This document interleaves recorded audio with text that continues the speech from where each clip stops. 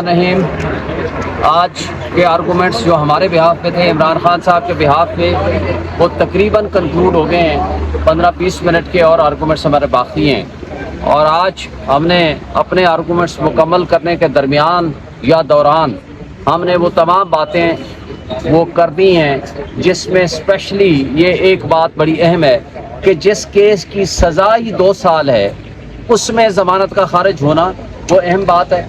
دوسرا جس خفیہ طریقے سے ان کو جیل میں بھیجنے کا آرڈر لیا گیا اس جج ابوالاسناد ذوالقرنین سے وہ اس کو بھی ڈسکس اور ہائی لائٹ کیا.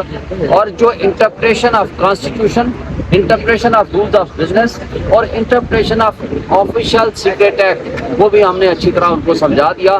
اور یہ ابہام اگر ہو کہ یہ کون سی پروویژن میں کیس فال کرتا ہے تو ویسے بھی یہ قابل ضمانت ہے، فردر انکوائری کا کیس بنتا ہے. میں سمجھتا ہوں کہ اس کے اوپر کوئی دوسری رائے نہیں ہے کہ یہ ضمانت کا کیس ہے اور یہ بدنیتی سے مقدمہ بنایا گیا. اور ایک بات بڑی اہم بھی وہ بھی کی گئی آپ کے سامنے ہی، وہ یہ کی گئی کہ ایک بندے کی ٹینڈنسی ہوتی ہے کرمنل بیہیویئر کے لیے.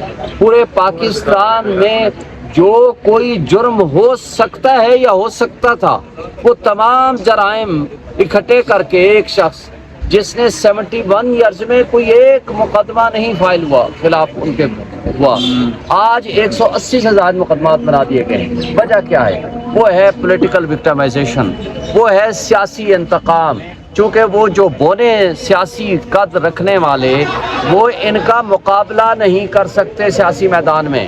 اب وہ جو پی ڈی ایم کی فاشسٹ جماعتوں کے پاس ایک ہی آپشن تھا کہ کسی طریقے سے ان کو کسی ایسی مقدمات